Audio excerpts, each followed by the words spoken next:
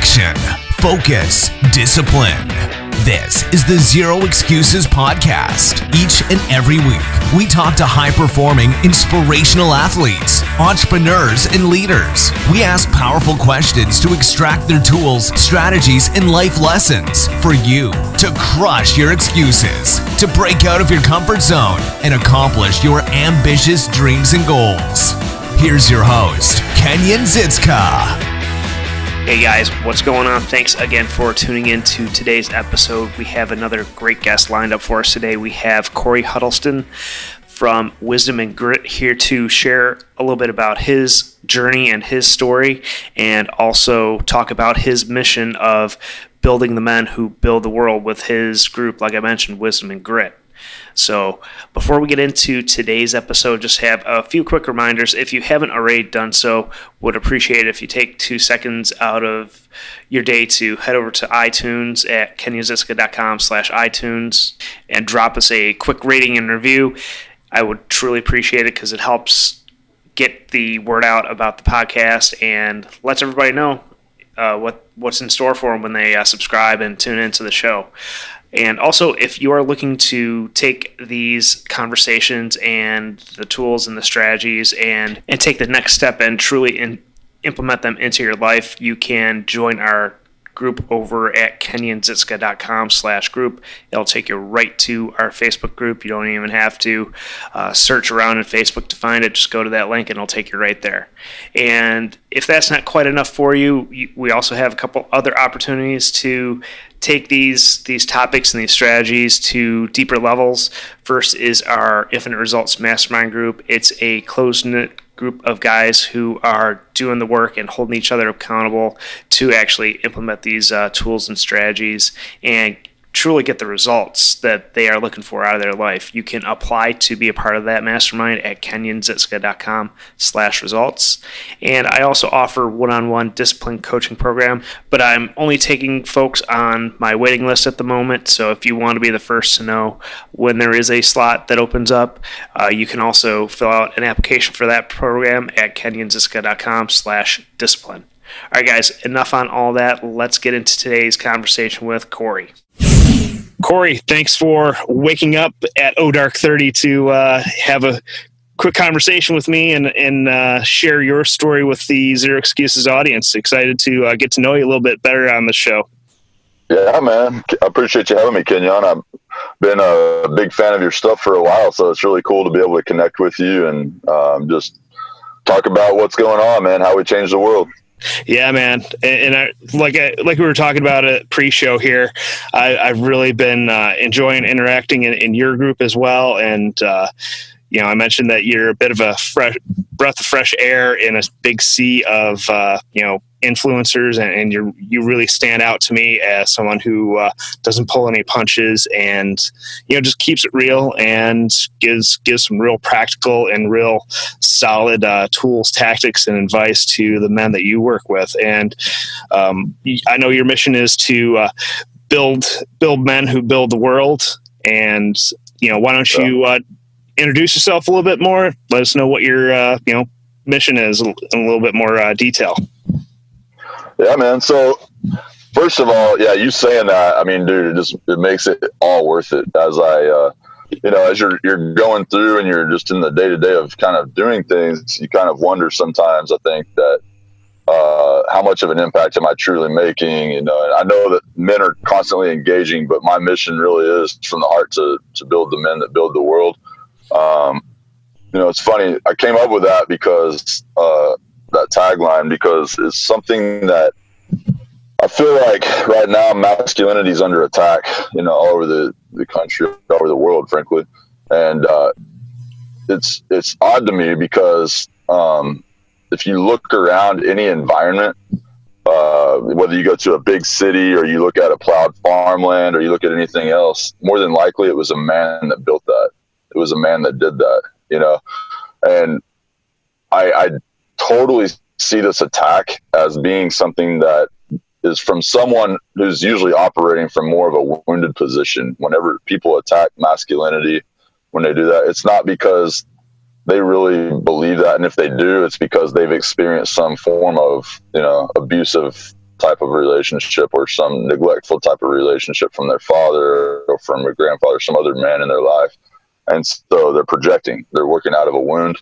Mm-hmm. And I think, you know, this is not to make light of females, right? I have my wife, my mom, my grandma, like these are women that I respect with everything inside of me. And I believe that they offer a great aspect to humanity, you know, but it takes both. And I think at the end of the day, what we're doing at Wisdom and Grit, what you're doing with No Excuses, what you're doing with, you know, right now, like just by making sure that people get other voices into their lives is, man, we're doing what we were designed to do and what I believe we were created by God to do, which is to use the gifts and the talents that we've been given to make an impact that lasts beyond ourselves, to make the world better than we found it. So, you know, you mentioned a lot in there and you're seeing masculinity under attack, and you know, I see it too. We've always heard this toxic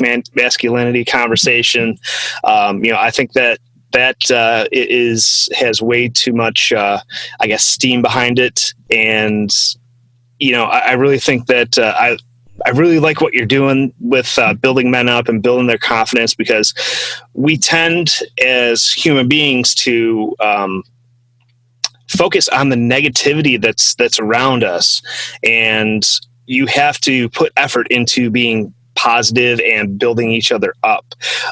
What were some of your maybe specific experiences that you know, woke you up to this realization that masculinity was under attack? Was there anything specific that you know, happened to you personally, or that you saw happening to other men around you?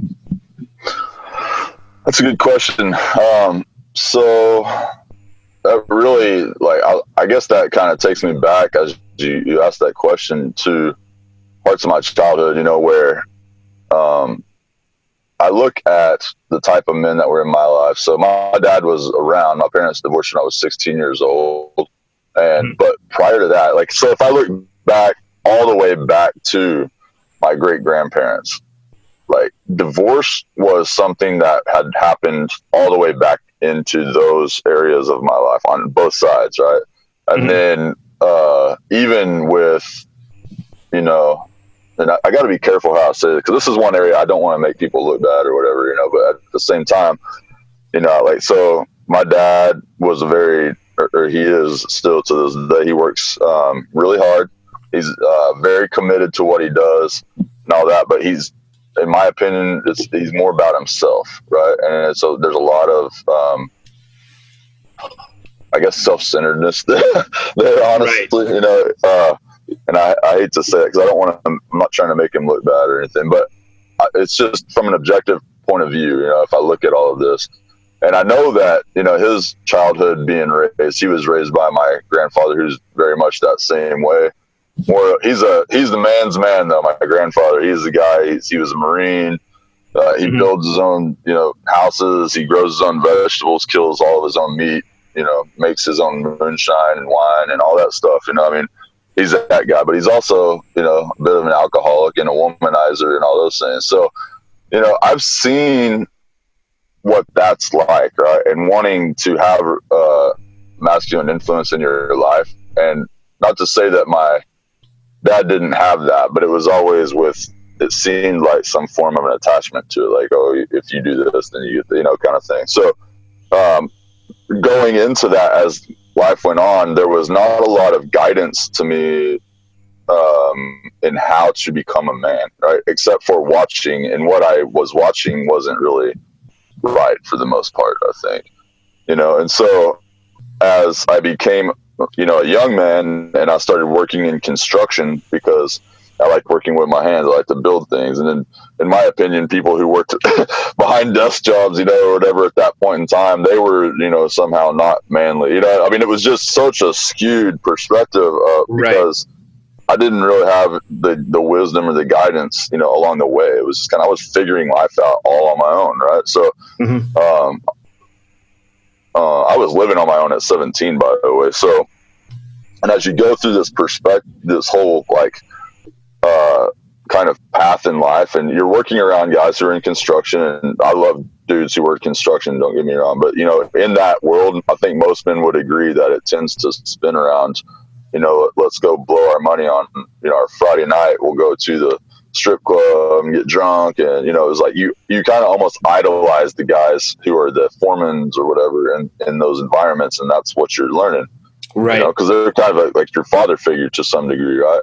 Mm-hmm. They're the leaders, they're the examples. Yeah. So you go through that, and it's like, man, I went through years of this kind of lifestyle, and I look back at it, and it's not like I was a bad guy or anything, or any of these decisions that we made along the way, or anybody that does that now isn't necessarily a bad person, but it's that you get into this phase, and I'm now knowing what I know, I'm 40 years old now. Like there's so much more to life. There's like, when you start to live from a different perspective, and you understand that we're not living for the moment, we're not living for ourselves, but we're living for something greater, like the entire game changes, So, I went through a ton of stuff that I had to learn the hard way, man. I didn't graduate high school. I didn't go to college, so like there was already like a ton of stuff stacked against me in that regard that, because of my own dumb decisions, I don't want to blame anybody else, but and then my desire the whole time was to always have that relationship with my dad or my grandpa, or, and even as I got older, I was just constantly looking for other male role models, it was one of the first books that I ever read. It's funny because I had taken the leap and moved down to Dallas-Fort Worth from Amarillo, Texas, which is where I'm from, at about 20 years old, right? Mm-hmm. And so at that point in time, I was doing a lot of stuff. I actually came down here. I was doing construction. I did air conditioning on some projects with a buddy of mine's dad. He had moved down here at the same time, and then my buddy came down. So we were just, all three of us came down here trying to make our way and do it. And we had fun, man. We lived out in a trailer house out in the middle of this place called Paradise, Texas. Mm-hmm. And, we would go out and work hard. Get up, right about this time every day, about 5 a.m, whatever, and drive out to whatever part of the Metroplex we were going to go, do our work. And we'd work hard and then stop, grab some beer or whiskey or whatever on the way home, and then do barbecues pretty much every night. That was our life, So, yeah. But like being out there in the middle of nowhere, you kind of, I don't know, man. It's just you recognize things, about life and things, but when you're constantly inebriated and, all that kind of stuff too, it's a little bit hard to take it for what it is. So I realized really quickly, I was like, man, there's got to be more to this life, than all of this. And I love that buddy, by the way, and his dad as well. Great people, and still good friends with him today. So I started going out, and I'm like, okay, trying to find my way. I got in trouble with the law, from drinking and driving and doing a lot of just things, that you misplaced energy goes and does, right? So, and I ended up throughout all of this, man, like getting this job at this place called Purina Mills, mm-hmm. where I'm sure y'all are familiar with that. You're probably thinking dog food, but actually this is here in Fort Worth. So they do a lot of cattle feed, horse feed, all that stuff. And so they'll pack it out, and then they have the big warehouse, and they'll ship it out. So, mm-hmm. But I worked there, and I was working 5 at night till 5 in the morning, 6 to 7 days a week. And I had nobody down here that I knew outside of my buddy and his dad, and then those guys. So, I'm working all the time. And then if we just happen to have a night off or get out of there at maybe depending on how the loads were or whatever. So we could sometimes get out of there or a little bit earlier or whatever. And so we'd go out and hit a bar up or whatever. And I ended up meeting this dude at a bar, and he's like wearing this nice suit, and he's just kind of the guy that I kind of was like in my mind I would want to be, like a successful right. man and all that kind of stuff.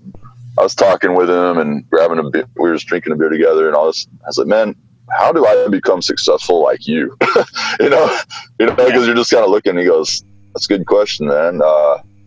He goes, first thing I would have you do is go buy a book called Rich Dad, Poor Dad.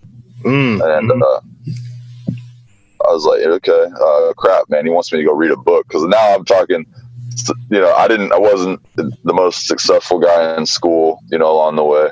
My life was riddled with lots of, just bad decisions and misdirection, like I was talking about. But I think I hadn't read a book since maybe like Green Eggs and Ham or something as a kid, like full cover to cover.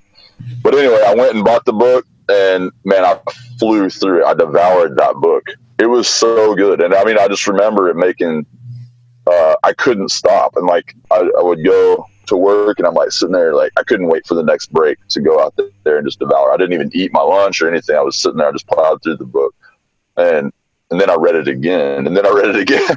And I mean, it just changed my life, because I had realized, like, I was like, oh my gosh, this like, there's books out there that actually have content in them that isn't what I'm being forced to read from school, like some long boring story or whatever. And I literally had no idea about that, and this was when I was probably 21, I guess, something like that. So, dude, so I started doing that, and all the principles and stuff inside of Rich Dad, Poor Dad, like on how to think and to go out and learn how to sell and to go to these, like different types of meetings and stuff where you're meeting people, networking, things like that. Dude, I would get off at 5 a.m, go home, take a quick shower, change into some dress clothes, whatever, and then I would go. And I was signing up to go to any kind of event I could find. And I'm talking, I was going to Forex, like foreign exchange, like trading type of seminars, all these little different hotel seminars, Right. And I'd hear about them on the radio, and I was like calling up to sign up to go, calling up to sign up to go, calling up to sign up to go. And I'd see, wow, they're pitching at the end of this, and they're doing that. And I mean, I met so many people doing that. And then I was just, but what was happening is I was feeding my mind. I had not done that for so long, and I was starving. And so I started getting into this devour mode where I was, and it's funny because I always saw myself as more of an introvert. And then as I started doing that, man, I obviously went a completely different way. I mean, yeah. I feel like I was an extrovert all along. I had kind of a bad self-image, and, I didn't really know the path, I guess. And I didn't know what to talk to people about. This voice that I have, it's funny, even growing up, man, like for so long, people would be like, wow, Cory, you're too loud, you're this and that. And it goes to show you about the circles that you surround yourself with. Yeah, absolutely. Yeah. Because, I would talk, and people were like, dude, you're like too loud. Like or I'd stay the night at a buddy's house whenever my voice broke when I was younger, and my voice is going through the wall if we're staying up till 2 or 3 in the morning or whatever. And, drinking Jolt Cola and playing video games. My buddy's dad came out one time in his whitey tighties, and he's like, Cory, you're too damn loud. Shut up.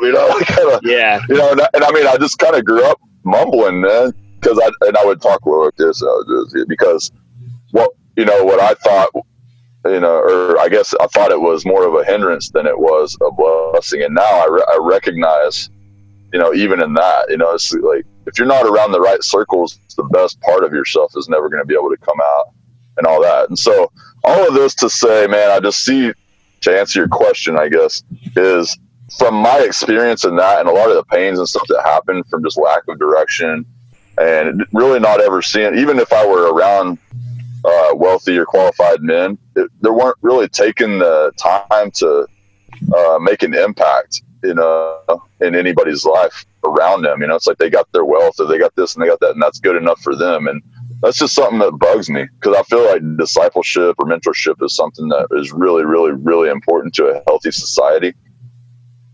You look at it from a tribe perspective. Mm-hmm. I mean, it's the blood, the lifeblood of a tribe, right? Because they're teaching these men how to rise up and these women how to rise up, and we're just not doing that. And so that's something that really just drives me.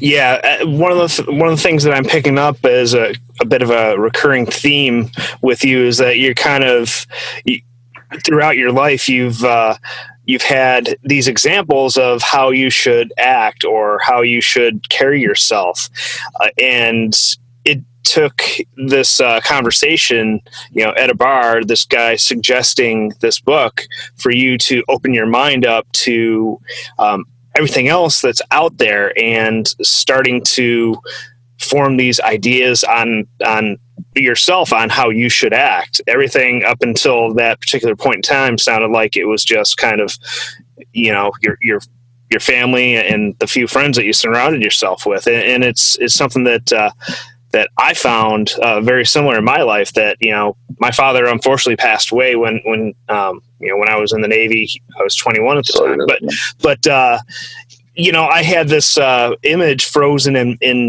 in my mind for such a long time, because, I carried my father's memory with me, but, that also caused me to carry around that example in my brain, and,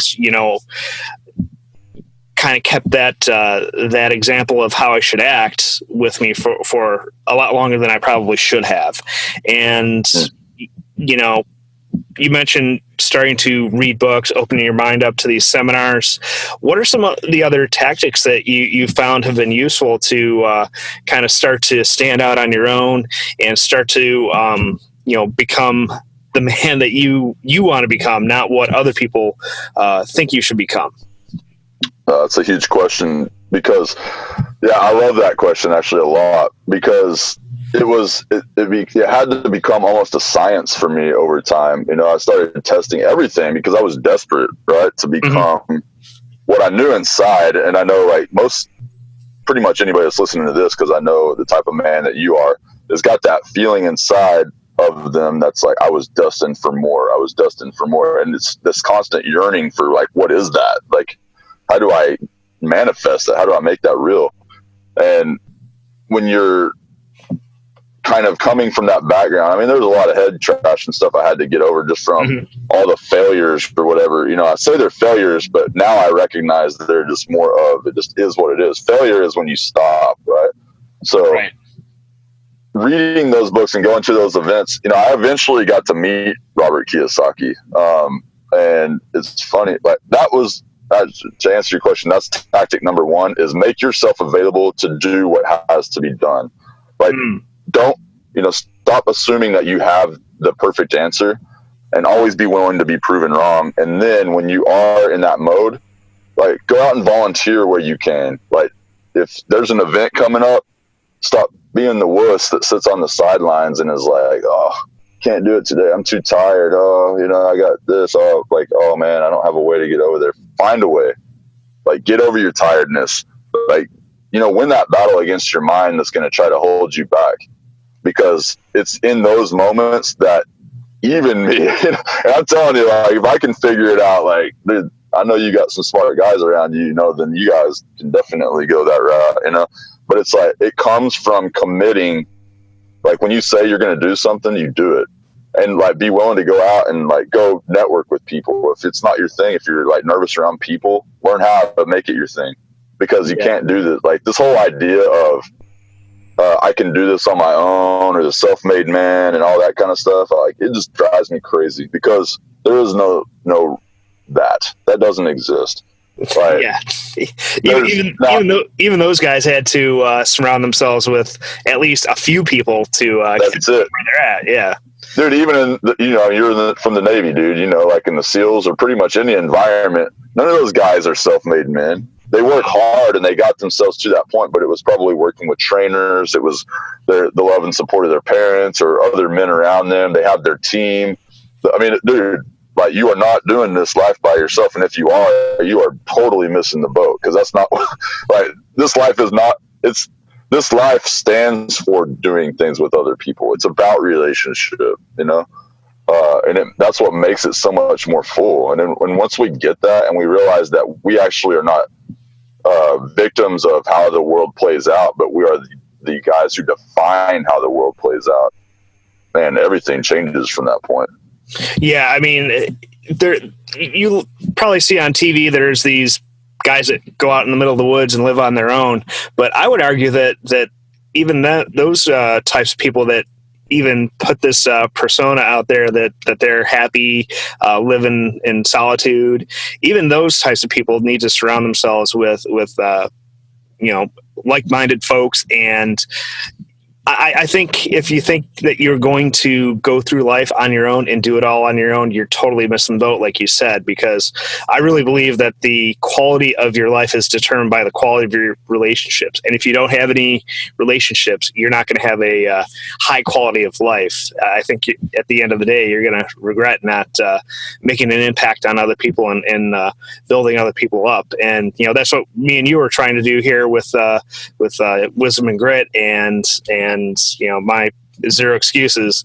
But why did you choose the name Wisdom and Grit? What was why those two things and not anything else? It actually was other things in the beginning. Honestly, I for years. I mean, dude, this has been a vision for me for over a decade. Like, I've been a part. So a long time ago, it was probably 12 years ago, I guess, or maybe 13 years ago, something like that. But anyway, so my wife, who was my fiance at the time, we were at this Christmas event in Grapevine, and it was where you go to this old movie theater over there, and you can watch like Christmas Vacation with Chevy Chase and all of that, and it's like an old school, like probably early 1900s movie theater or whenever they came out. I don't know, but it's like that.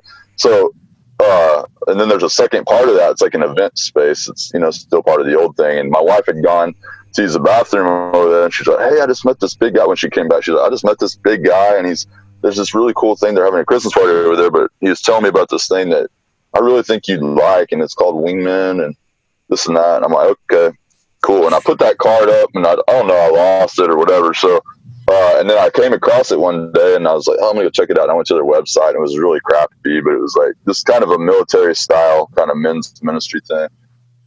And so I went, and I was like, "You know what? I'm gonna go check this out." And so I went in there, and dude, it was automatic. I walked in, and dude, there were probably 60 guys over the age of 50 in there, and I was like, "Whoa, dude!" Like, and it to me, it was like finding that pot of gold at the end of the rainbow, of all of this wisdom, it's kind of collective in one room. And what would happen, the format of this thing is like there's always a speaker, or, the guy who's started it, his name's Chad Hennings. He played for the Dallas Cowboys. He's actually in my group. I don't know if you've seen him in there, but like, if he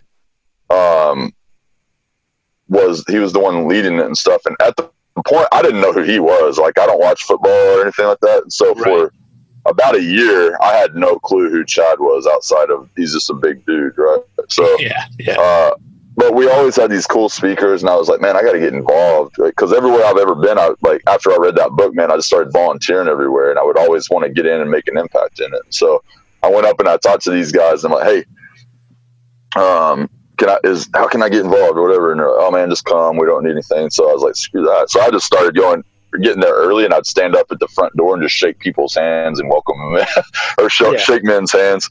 And dude, as time went on, I was like, man, this is like what I want. And I kind of felt that calling then. I was like, man, I want to do like my own men's thing at this time, because there was some lack there, and and what was kind of going on of what I thought at the time. And I was like, well, I can either spend my time trying to build my own thing, or I can just completely go all in on this and help these guys, which is what I ended up doing for the long time. So fast forward to, probably 4 years ago, I was like, man, I really want to start my own guys thing where I'm equipping men and doing that. And so I kicked around, like originally it was going to be, Fear Assassin. So now I have that Fear Assassin Friday.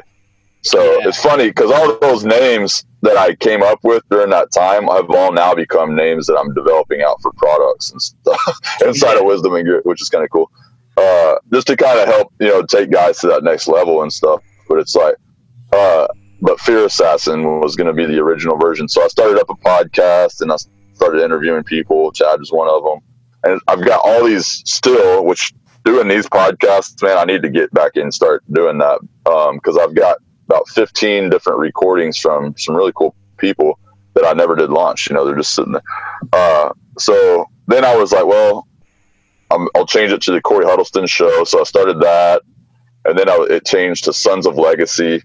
And then it was like all of these things, and I'm like, okay, and I'm going to take a hiatus for a little while, get my business. I have a marketing company, And so I was like, man, I'm just going to focus on growing this more, you know, like, 'cause I'm getting so distracted with all these names and stuff. And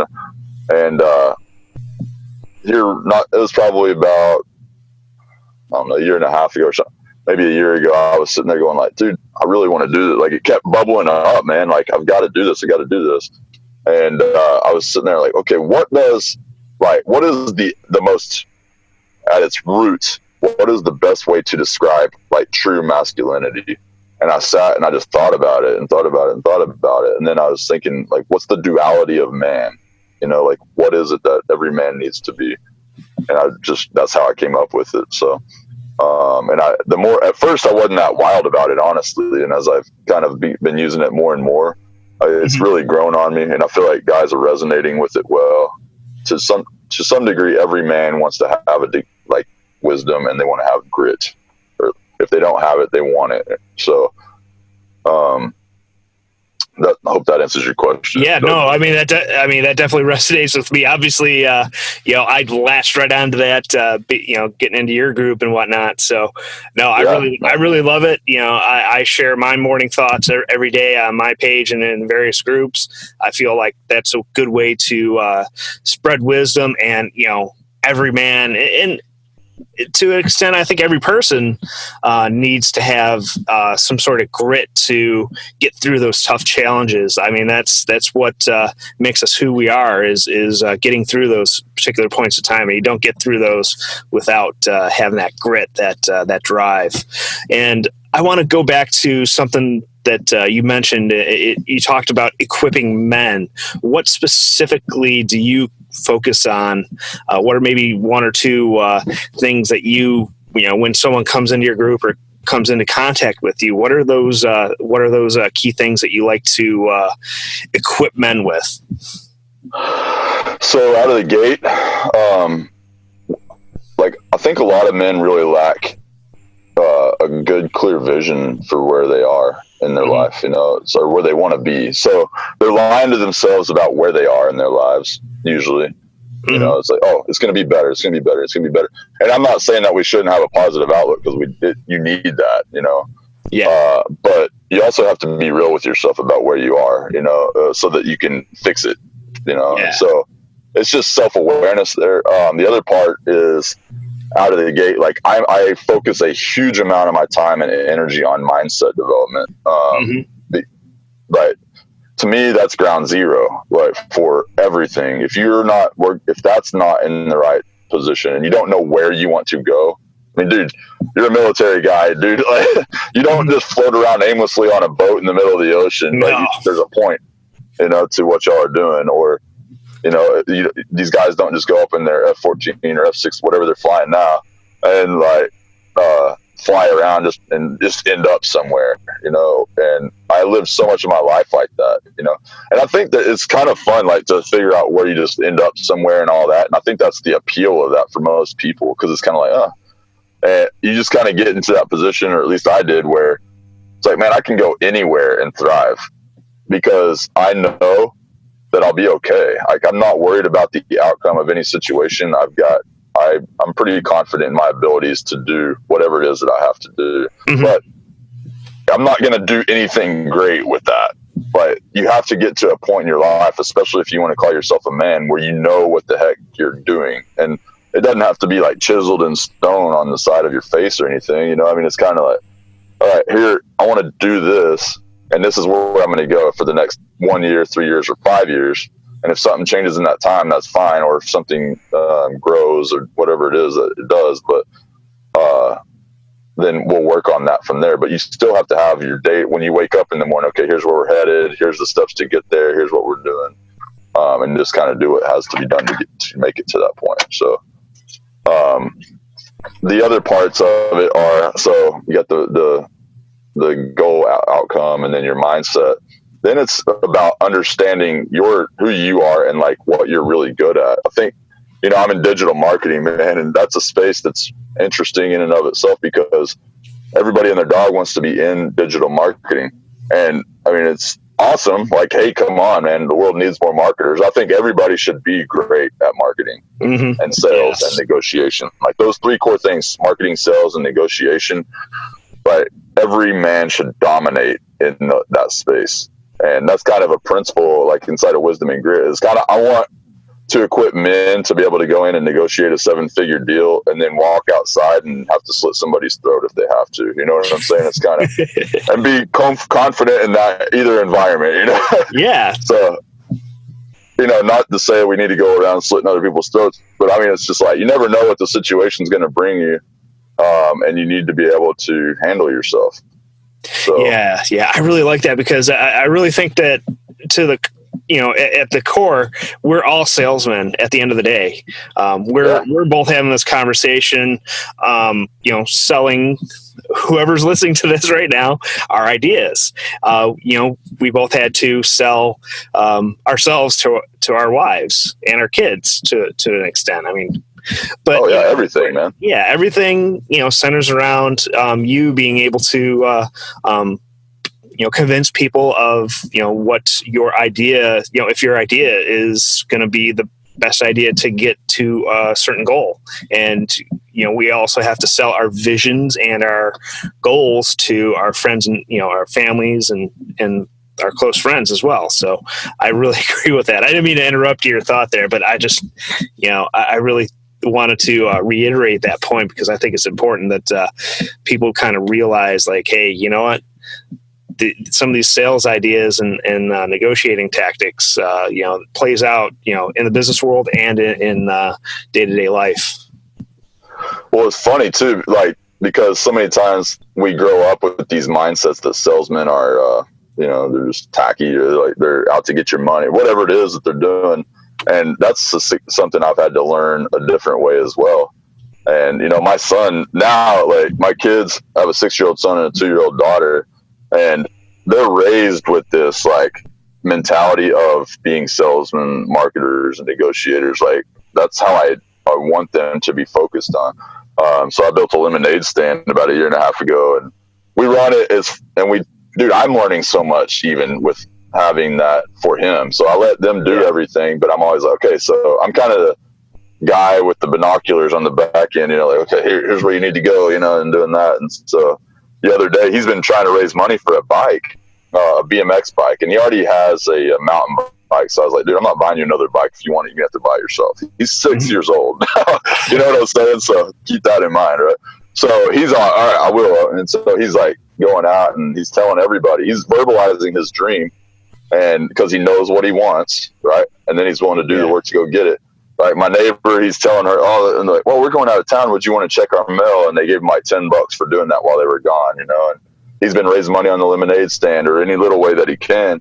And so he's about, as of this last weekend, he was about $50 away or something from buying the bike that he wanted. And I was like, man, because we were talking about how much do you want to sell the brownies for. My wife made some brownies from scratch and the lemonade and all that stuff. And I was like, I'll tell you what, like, why don't we do this? Why don't you do a donation only, right? They can have the lemonade if they don't have money.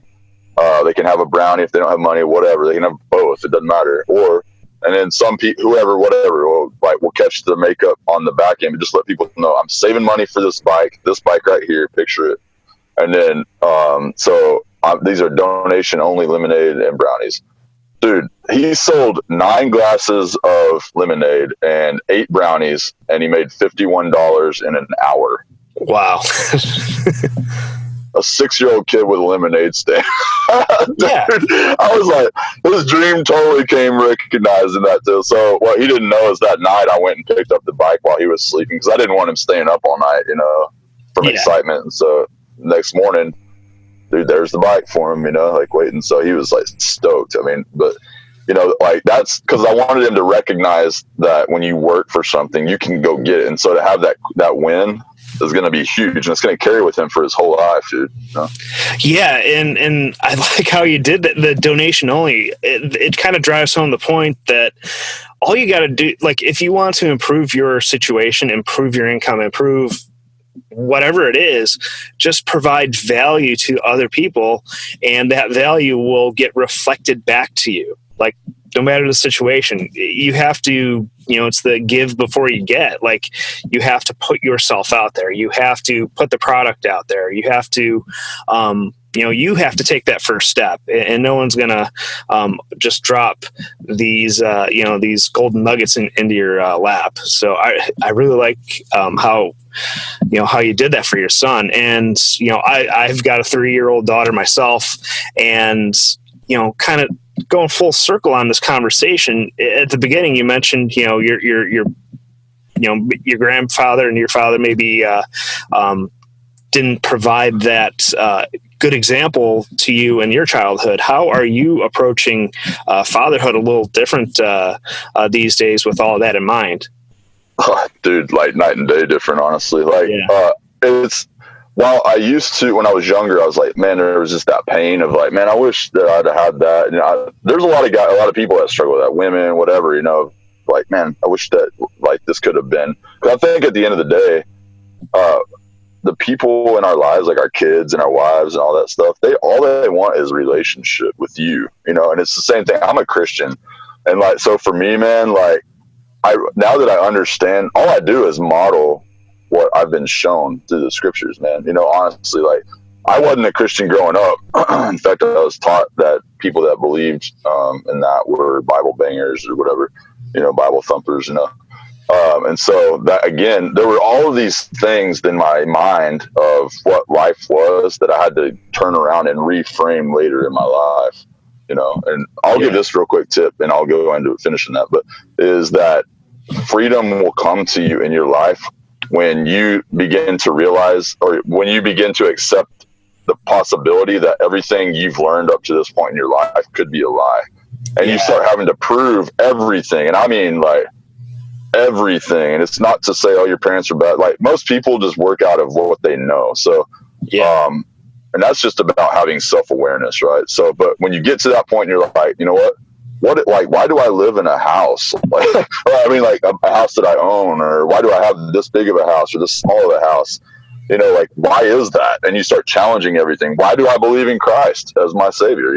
I challenge that all the time, because I'm like, if I don't know, then do I really believe it? And then, it's all this stuff, like, why is it important for men to be men? Are these liberals right, when it comes to toxic masculinity? No, I know they're not, but I'm just saying, like, hey, I want to understand from their perspective, because that's going to make me more effective at kind of leading the charge into like, no, this isn't going to happen on my watch, But so anyway, getting back into that, and it's, I watching my dad, and then understanding he learned his ways from his grandfather, and he was a better man from that.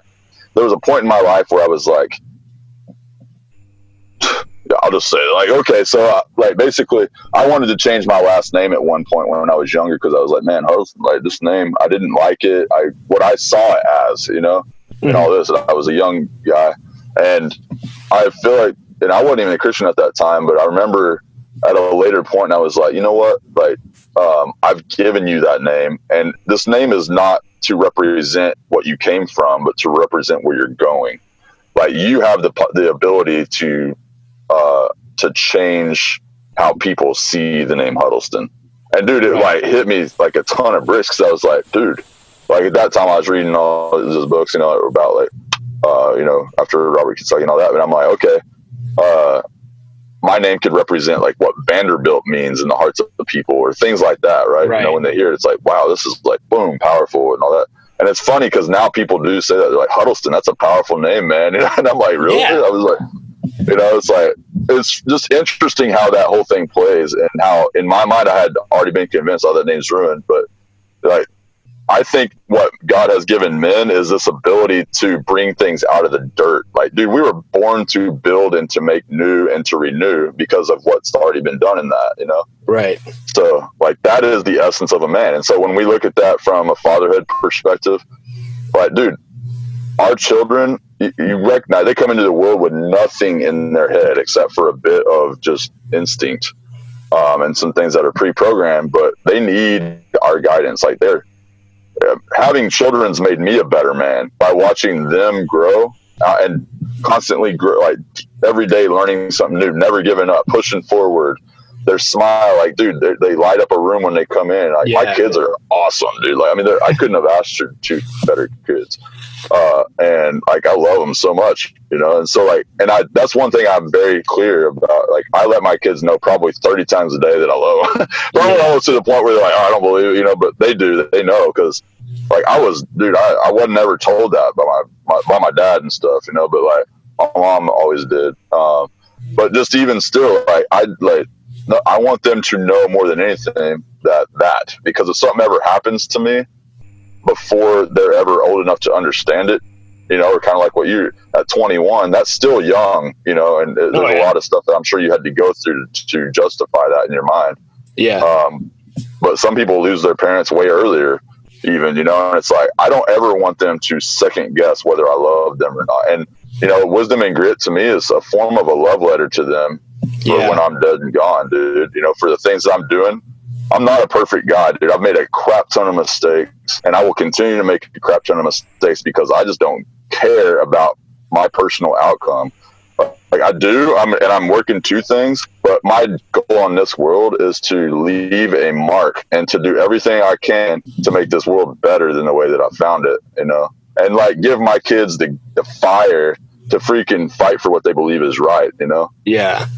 That's one thing I am definitely trying to be aware of with, you know, my interactions with my daughter is not to interact with her in a limiting way, but in a way that empowers her and allows her to see her own potential and not the potential that I necessarily see in her.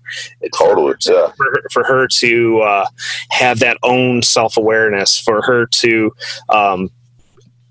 be okay, you know that I'm okay with her going in a completely 180 degree direction from the direction I'm headed in, you know, my ultimate life, and that it's okay that she can stand on her own 2 feet and say, you know what, Dad, you gave me a good foundation, but I'm going to go this way. It's like, great. That's what I want. That's what I want to hear out of my daughter's mouth. And I mean, if she wants to go in the same direction, you know, if that's what she wants, you know, I'm okay with that too. But, you know, I want her to, you know, have her own mind. And that's the biggest thing there. And it sounds like you're doing the exact same thing with your kids. And it's really inspiring to hear this, those little stories that you shared.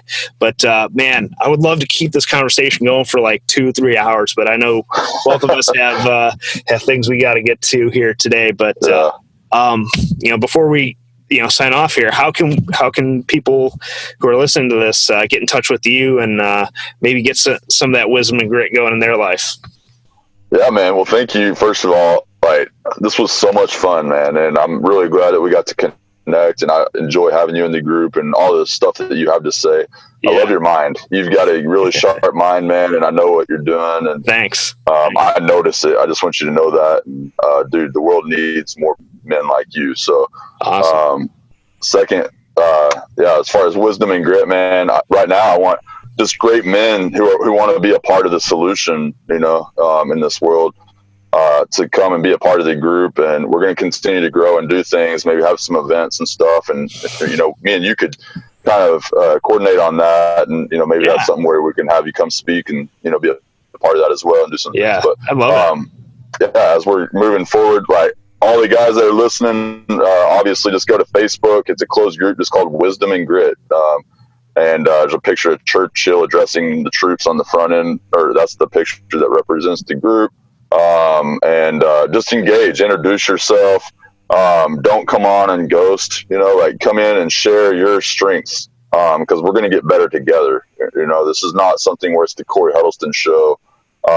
It's not, you know, the Kenyon show. It's like, dude, we're all in there together, and this is about helping each other identify the better part of who we are so that we can actually go out and dominate in that space. And then as a unit, like a SEAL team or whatever, then we're kind of navigating life together and helping each other to be the most successful in business and in our lives with our wives, as husbands, as fathers, as influencers in the community, you know, and whatever path that we choose, using our own strengths to help embolden those of our brothers. So Awesome, man. Well, thanks again for popping on. I'll make a short link to make it easy on everyone. I'll just put a link to your group at kenyonziska.com/wisdom.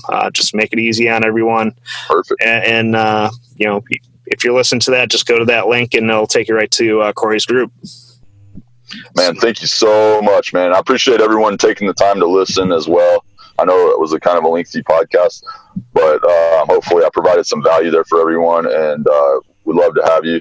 And I just, I'm really, really excited for the future. And, I know that good men standing up, to me, this is how a culture gets changed. Like, we instill identity in families and in the world and everything. And so when men rise and they have the tools to be able to succeed as they're doing that, and they're confident in what they're doing, like the world, like all these problems that we see in the world right now will be taken care of. I have no doubt. I totally agree with that. Well, thanks again, Cory. And, look forward to continuing to stay in touch with you, man. Yeah, you too, brother. Have a good day. Thank you for tuning in to the Zero Excuses podcast. Join the conversation at kenyonziska.com in our Facebook group. And don't forget to rate and subscribe to our show. We'll talk to you next week. And always remember, results, not excuses.